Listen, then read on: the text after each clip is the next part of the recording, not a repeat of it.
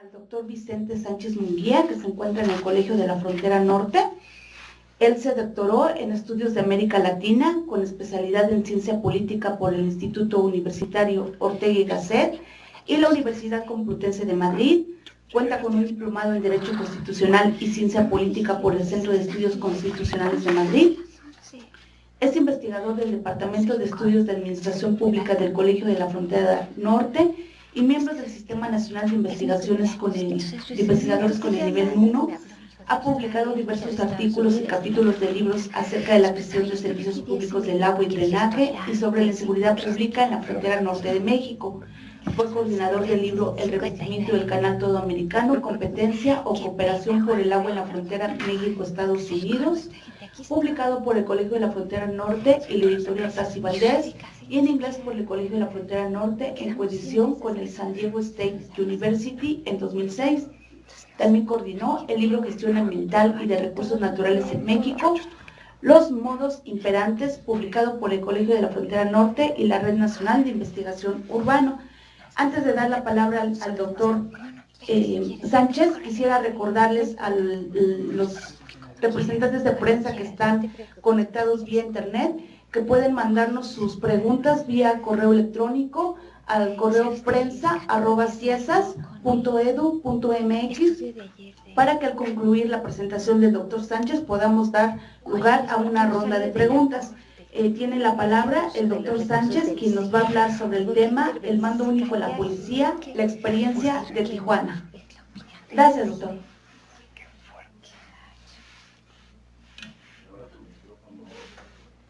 Por favor, ¿pueden prender su micrófono? Porque no lo estamos escuchando. Se oye aquí, pero allá no. ¿Ya se oye? ¿Se escucha? Sí, me va a poder decir eso. No, todavía no lo escuchamos. ¿Puede prender, por favor, su micrófono? ¿Ya se escucha? ¿Se escucha? Hola. No sé si cuenta con algún apoyo técnico ahí, doctor, que le puedan auxiliar para prender el micrófono. Hola, ¿se escucha? ¿Sí? Ok, estábamos en eso, con la cuestión técnica. Buenos días, muchas gracias por la invitación y bueno, es un placer compartir con dos especialistas en estos temas y además con la ventaja de ser el último o estar después de ellos y ya abreviar la exposición. La estructura de la presentación o de lo que voy a abordar aquí es muy simple, son 3 puntos básicamente. Uno es la base sobre la cual se está partiendo para la iniciativa de reformas en el mando único de la policía. 2, las experiencias recientes en términos de la generación de instituciones relacionadas con la seguridad en el país, como antecedente de este cambio propuesto, y finalmente la cuestión de la experiencia en Tijuana del mando único de la policía, que ahora se maneja como una cuestión muy ejemplarizante en el país, como el camino a seguir en todas partes para solucionar los problemas de inseguridad. En primer lugar, bueno, y ya se ha mencionado, uno de los aspectos que más se enfatizan en relación a la propuesta de centralizar el mando de las policías municipales a nivel de los gobiernos estatales, tiene que ver con los problemas de coordinación que históricamente se han manejado como cuestiones que complican la efectividad de la policía en términos de contener la violencia y la inseguridad en los distintos ámbitos. Entonces se supone que una centralización o el establecimiento de un mando único generaría unas posibilidades mayores de coordinar a estos cuerpos de policías. Por otro lado, el asunto que está en el centro de esto y que realmente mueve el conjunto de reformas que se han mencionado, tiene que ver con esta coyuntura que tal vez ya no sea exactamente una coyuntura de violencia extrema e inseguridad en el país, que está en cuyo centro está justamente el crimen organizado, pero más aún el narcotráfico como forma de organización de este crimen, y que es la evidencia más fuerte con la presencia de los carteles de la droga en distintas regiones del país, sobre todo en algunos estados del norte y del Pacífico. Y finalmente, en relación con esto, pues la cuestión de la efectividad policíaca contra el crimen, es decir, lo que se menciona ahora es que las policías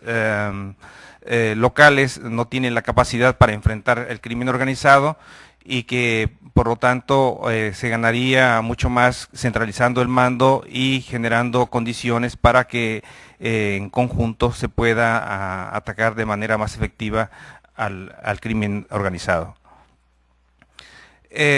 Desde luego hay que mencionar que los gobernadores han apoyado la iniciativa, la reunión de la CONAGUA en Morelia. De hecho, su principal resolución fue justamente el lanzar o apoyar una iniciativa que fuera en ese camino de descentralizar los mandos a nivel de gobierno. Entiendo que no solamente es un asunto que tiene que ver con la presencia del crimen organizado en sus estados y la posibilidad de que efectivamente hayan sido rebasados en sus capacidades para contener la violencia y frenar los efectos que tienen sobre las sociedades, o de alguna manera hacer frente a las demandas de la sociedad frente a la violencia extrema que pues generalmente no se puede prevenir o no lo han podido prevenir. Pero por otro lado, estoy casi seguro que también está el hecho de que la centralización del mando de las policías en los gobiernos o en los gobernadores de los estados les da también un peso político mayor. O sea, hay un elemento mayor a su favor en términos de poder, no solamente porque manejan estos instrumentos ya de las policías, sino porque además también en términos presupuestales ahora la seguridad pública significa fuertes contribuciones presupuestales. Entonces, bueno, el diagnóstico del que están partiendo para apoyar estas iniciativas son que los que ya se habían mencionado en términos de la inseguridad y de de hecho la iniciativa inicial, perdón la redundancia, que se tomó para lanzar la estrategia de ataque al crimen organizado, es esa de que los espacios territoriales, varios espacios territoriales en el país estaban siendo o cayendo bajo control del crimen organizado, y que las policías, sobre todo las locales, habían sido permeadas o cooptadas por las bandas criminales que controlan esos espacios. Además de que las policías locales no tenían esas capacidades que se requieren para enfrentar el crimen organizado y brindar seguridad a la población. Pero por otro lado también se menciona que el 65% de los municipios del país tienen policías con menos de 30 agentes, que 400 municipios no tienen policía, que 12 de las 32 entidades no tienen policías en todos los municipios, y que 80% de los municipios atribuidos, 80% de los municipios concentran el 80% de los homicidios que se atribuyen al crimen organizado se concentran solamente en 162 municipios, es decir, menos del 1% de los municipios en este diagnóstico oficial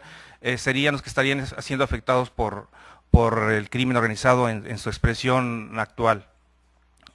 Y de estos estados, solamente 6 concentran el 54% de esos homicidios. Entonces, lo que llama la atención es que como un número o una proporción tan pequeña del espacio territorial o de las entidades municipales y estatales que concentran ese crimen motive una reforma que se supone de alcances mayores para todo el país, cuando pudiera tomarse otras medidas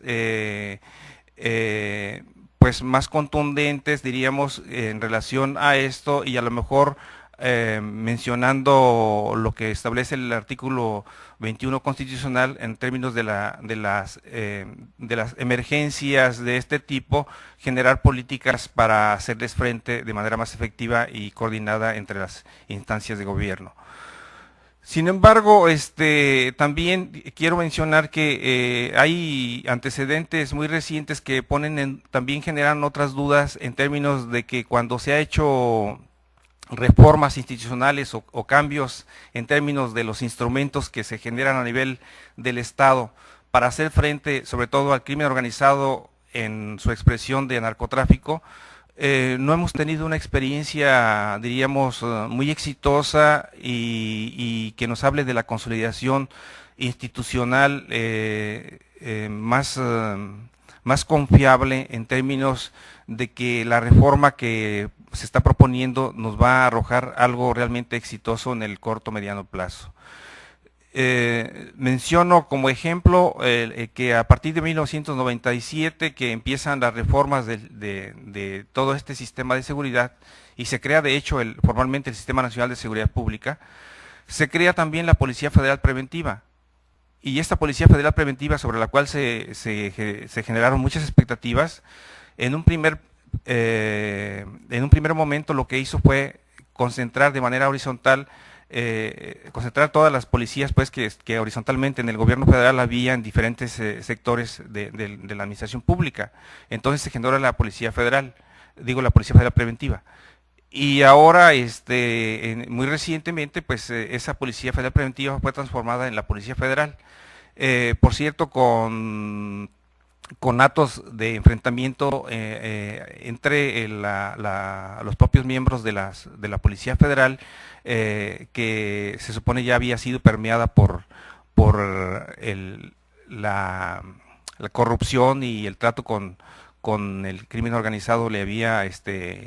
afectado en su funcionalidad, y que eso habría dado paso a generar una policía distinta, diríamos, que es la Policía Federal ahora.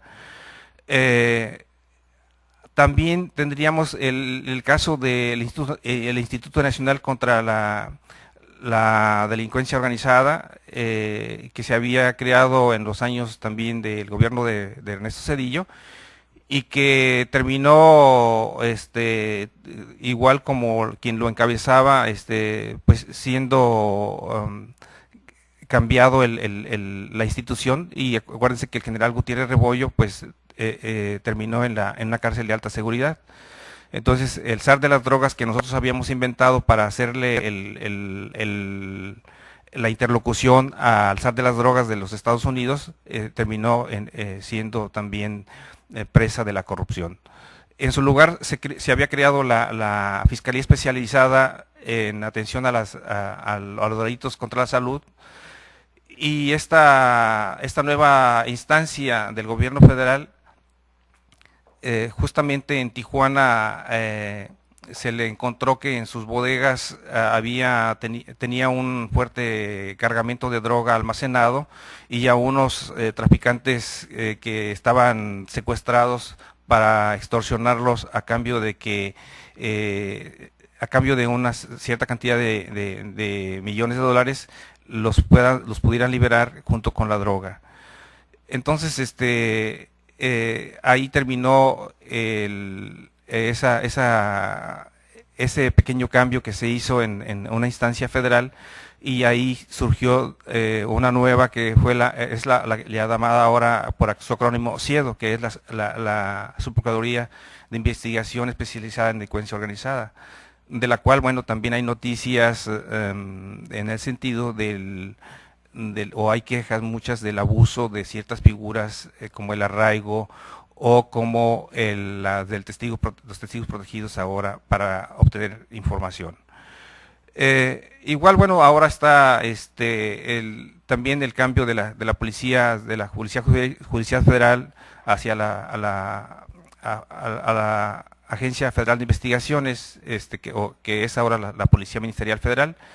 de la cual en algún momento se hablaba de que estaría muy por encima este modelo de policía de investigación, muy por encima incluso de policías europeas y de otros países desarrollados, dicho por el propio secretario de Seguridad Pública. Entonces,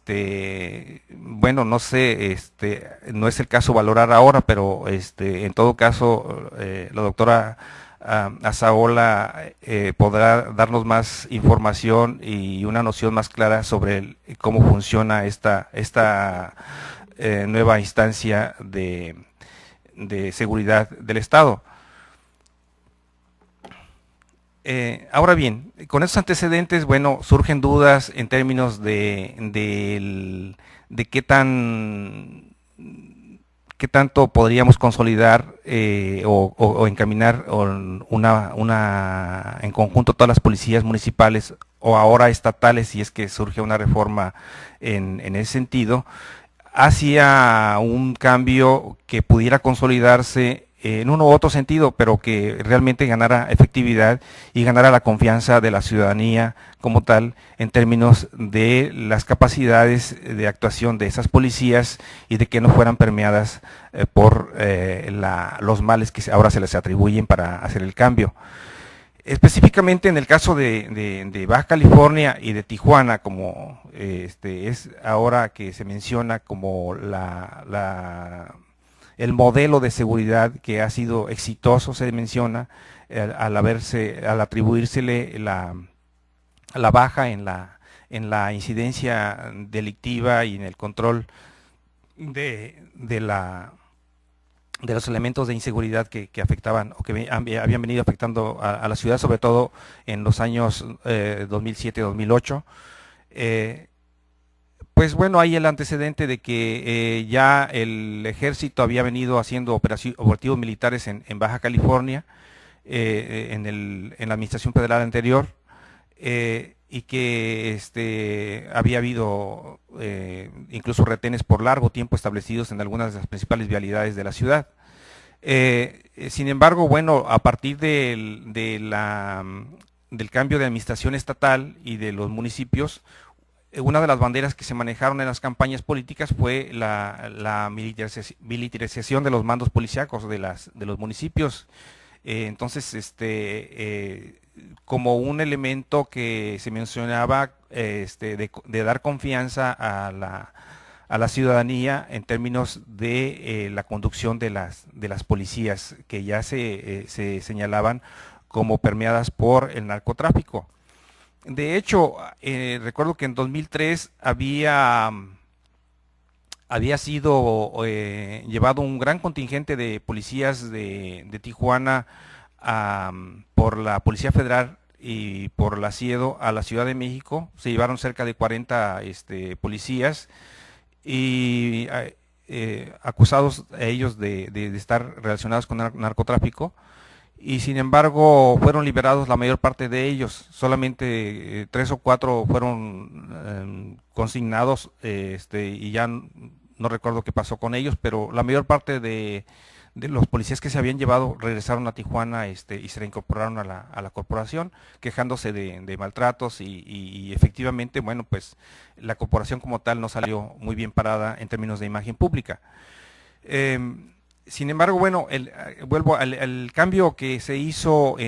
a partir de las administraciones municipales que están por terminar en unos días más en el estado, de nombrar militares retirados y con algún grado más o menos alto dentro de las Fuerzas Armadas. Fue una característica que se siguió en los municipios del estado. Este estado tiene solamente 5 municipios y la mayor parte de ellos, bueno, por lo menos 4, los más grandes, están gobernados ahora por el PAN, van a empezar a ser gobernados por el PRI, y esto lo menciono porque justamente en la campaña las policías municipales y las estatales fueron instrumentalizadas para atacarse entre los gobiernos, del gobierno estatal que era panista hacia el gobierno municipal que era priista en el caso de Tijuana. Entonces, diríamos que el antecedente inmediato hacia atrás es de que las policías en este contexto no son ajenas o no están ajenas a la manipulación por parte de los políticos en determinados momentos. Y eso genera pues también la duda de qué podría pasar en términos de que un gobierno estatal o el gobernador como tal sea quien encabece el mando policíaco a nivel estatal y que se mantenga ajeno a una instrumentalización de ese tipo para usarlo en contra de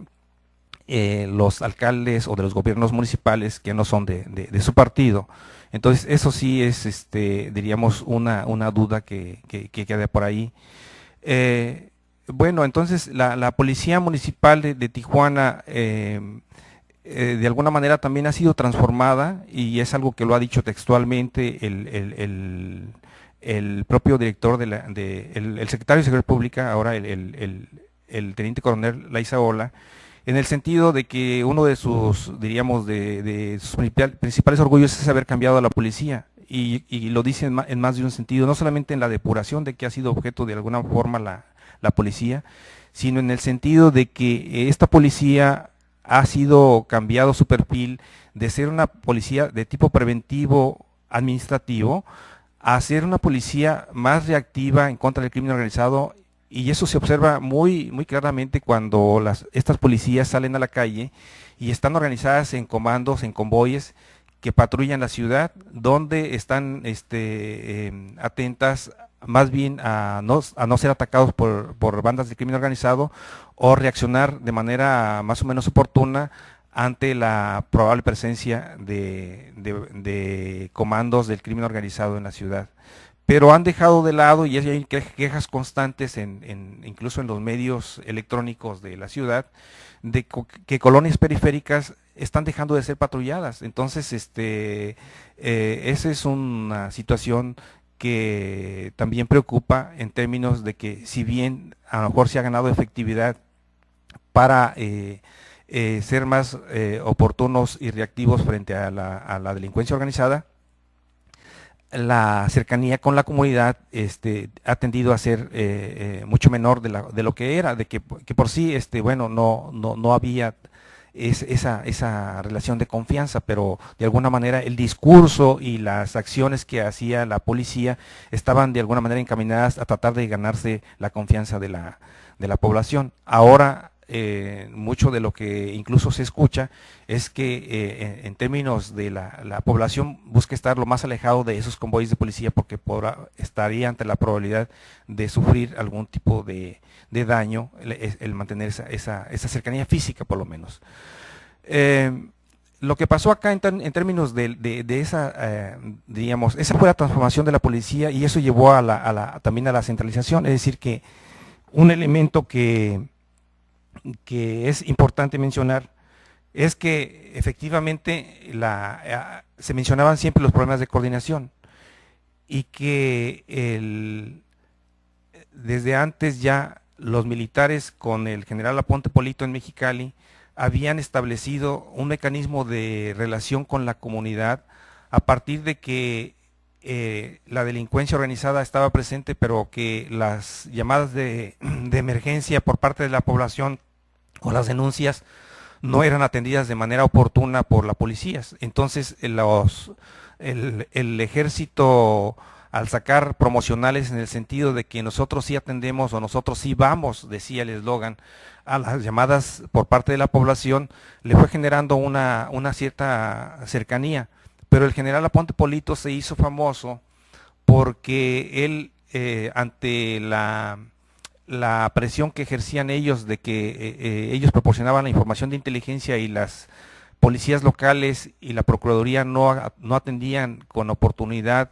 a ese tipo de situaciones, se le pedía información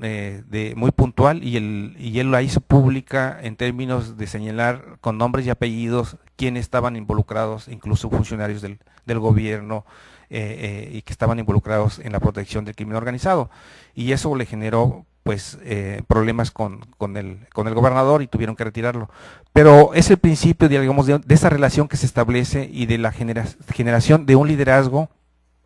de los militares en la localidad y en la región. De tal manera que al quedar las policías en manos de militares, lo que hace más efectiva la coordinación es que efectivamente las policías están bajo mandos militares que tienen una menor graduación que el comandante del regimiento o de la zona militar de Tijuana, y esto en términos de la cultura militar y de la organización de los militares hace que funcione de manera más efectiva, porque ellos responden a una relación jerárquica y a una cultura que está dada dentro de ese tipo de organizaciones. Entonces eso ha hecho efectiva la coordinación y ha dado resultados en términos de la captura de líderes de las bandas del crimen organizado, en términos de la desarticulación de células que han quedado por ahí dispersas haciendo prácticas de secuestros, de extorsiones, etcétera, y el aseguramiento de drogas, como se ha visto recientemente. Pero también es cierto que hay cierto liderazgo que se ha dado también dando una mayor apertura sobre todo del general Duarte, que es el comandante del destacamento militar de Tijuana, y en una relación con los medios mucho más abierta y con la comunidad en general. Entonces esa cobertura en medios y esa participación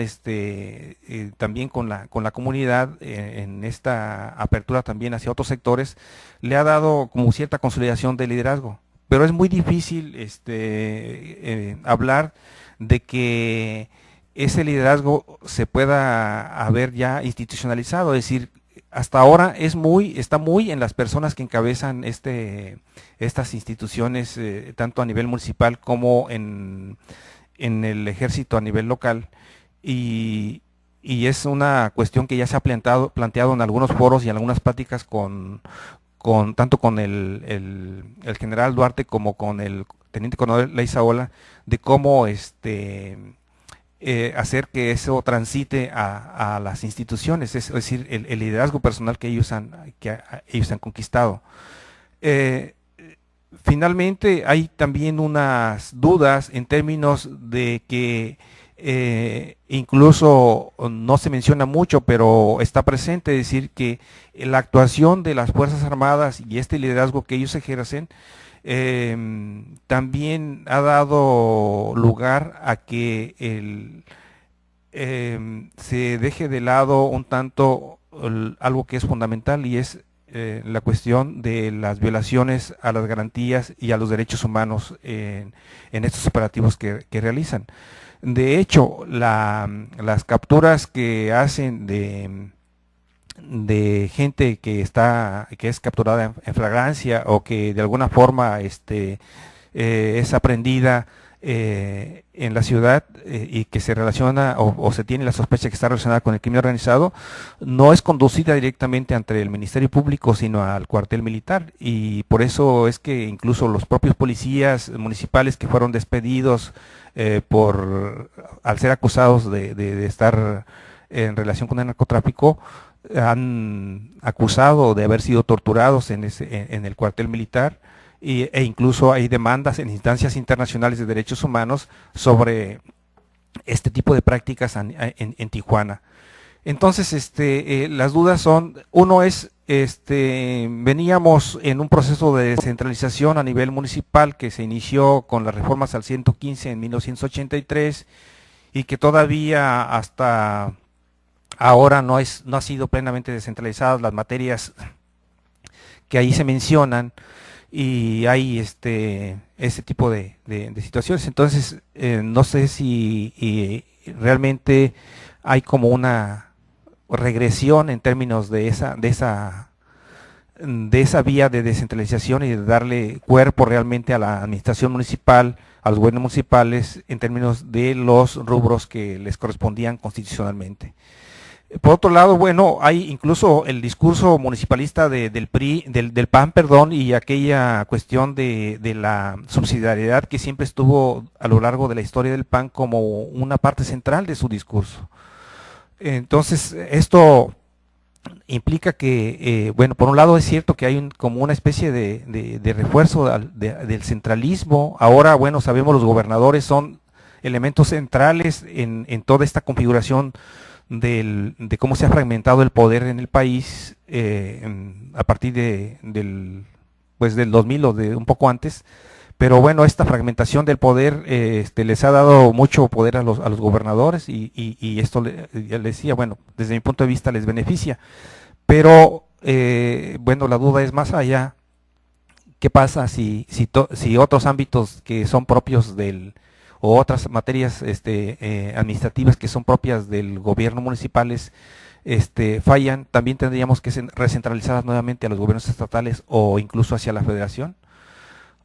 ¿Y qué tal si el modelo que implementemos, bueno, si lo llevamos a este nivel solamente de la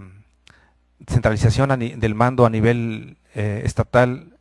si la inseguridad en el sentido de como la estamos viviendo ahora, en donde el narcotráfico y el crimen organizado son lo que motiva este tipo de cambios, qué tal si esto persiste? ¿Qué va a pasar? ¿Lo vamos a centralizar a nivel nacional? Son como cuestiones que tendríamos que reflexionar para pues enriquecer, yo creo, el debate a nivel nacional y ver qué tanto qué tan factibles son en términos de los resultados que se esperan. Es decir, la sociedad espera resultados, sí, pero también hay como yo noto y me gusta leer por informarme ahí qué pasa en las reacciones que dan los lectores de la prensa, por ejemplo, en los medios electrónicos que ahora han abierto los blogs. Cuando uno lee a las reacciones que hay a cierto tipo de notas relacionadas con la captura de delincuentes o presuntos delincuentes del crimen organizado y que empiezan los debates, hay un sesgo muy fuerte de parte de un grupo muy fuerte ya de lectores en medios que tienen estas páginas electrónicas que denota una fuerte apoyo a medidas muy autoritarias y donde los derechos humanos y las garantías de debido proceso y todas estas cuestiones se obvian y de hecho son rechazadas de manera muy abierta. Entonces, finalmente, si no funciona la centralización de mando o si hay debilidades en las conducciones, ¿se van a militarizar para que puedan funcionar? Son preguntas que realmente quedan ahí, porque aquí ha sido funcional, entre otras cuestiones, porque efectivamente, como yo menciono, uno de los elementos importantes que hay que mencionar en el caso de Tijuana es que hay una funcionalidad por la jerarquía y la cultura de este tipo que es propia de los cuerpos militares. Entonces, sé que bueno, que la cuestión de la disciplina y todas estas cuestiones son parte de lo que debe imperar en las corporaciones de policía, pero la cultura jerárquica de los militares es muy muy clara y en el caso de Tijuana es evidente. Es decir, los mandos que están en las policías municipales son de menor jerarquía que quien está realmente lleva la coordinación de mando único en la ciudad. Bueno, yo aquí lo dejo y bueno, pues esperemos reacciones al respecto. Muchas gracias.